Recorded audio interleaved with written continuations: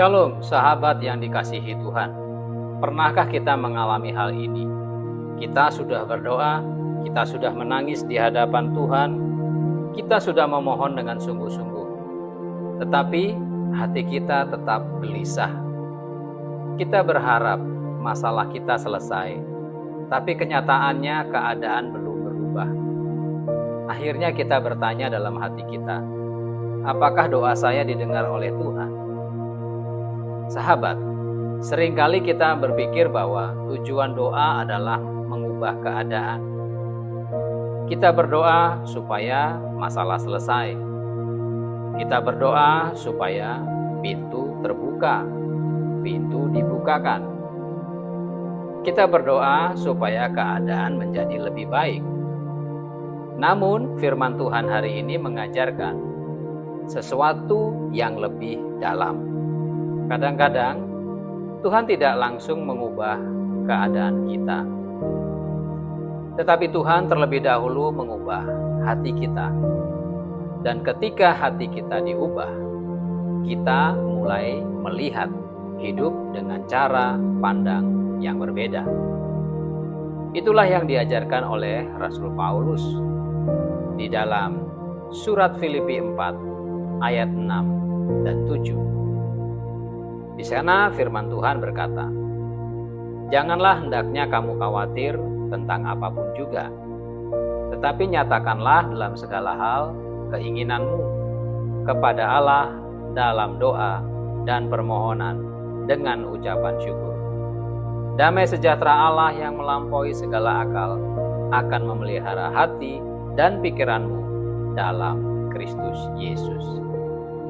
Sahabat, ayat ini sangat menarik karena Paulus menulis kata-kata ini tidak dari dalam penjara. Ia tidak sedang hidup nyaman. Ia tidak sedang menikmati kebebasan. Ia bahkan tidak tahu apakah ia akan hidup ataupun mati. Namun justru dari tempat penderitaan itu, Rasul Paulus menulis tentang damai sejahtera Allah. Ini berarti satu hal, bahwa damai dari Tuhan tidak tergantung keadaan. Damai dari Tuhan lahir dari hubungan dengan Tuhan. Hari ini kita belajar satu kebenaran penting, bahwa doa sejati bukan hanya mengubah keadaan. Doa sejati mengubah hati.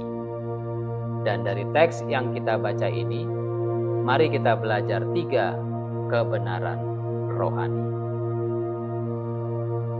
Yang pertama, doa mengubah fokus kita dari kecemasan kepada Allah. Rasul Paulus berkata, "Janganlah hendaknya kamu khawatir tentang apapun juga."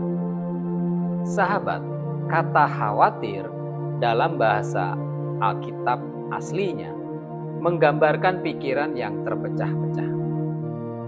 Seseorang yang khawatir hidup dengan pikiran yang terbagi menjadi 2.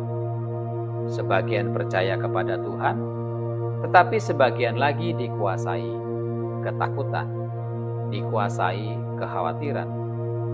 Dan kalau kita jujur, banyak dari kita hidup seperti itu. Kita percaya kepada Tuhan, tetapi kita juga takut dengan masa depan kita. Kita percaya kepada Tuhan, tetapi kita juga khawatir tentang ekonomi kita. Kita percaya kepada Tuhan, tetapi kita juga gelisah tentang keluarga kita. Sahabat, Rasul Paulus tidak berkata bahwa orang percaya tidak punya masalah.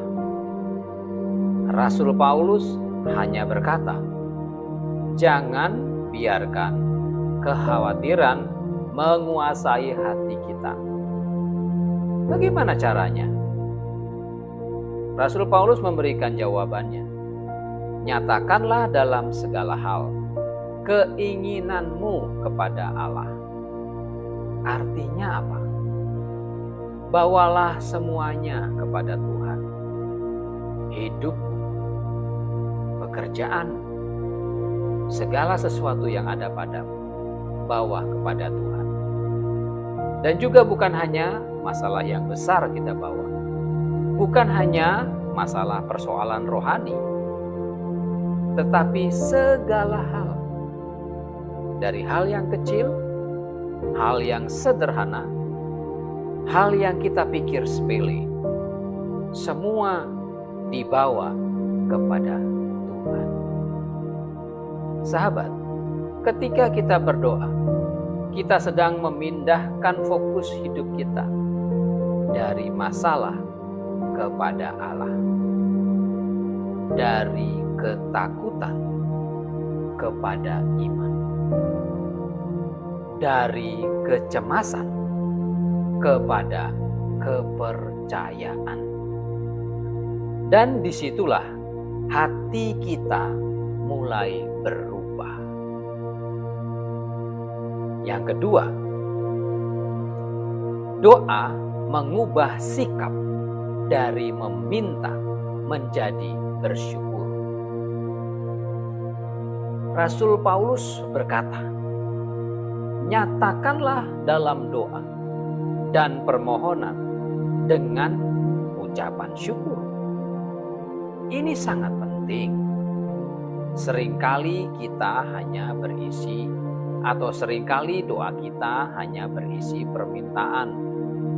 Tuhan tolong ini, Tuhan beri itu, Tuhan ubah keadaan ini. Tidak salah meminta kepada Tuhan segala hal yang kita inginkan. Tetapi Rasul Paulus berkata sesuatu yang lebih dalam. Doa harus disertai ucapan syukur. Sahabat, mengapa ucapan syukur itu penting? Karena ucapan syukur menunjukkan kepercayaan. Orang yang bersyukur berkata kepada Tuhan, Tuhan, aku percaya Engkau tahu yang terbaik.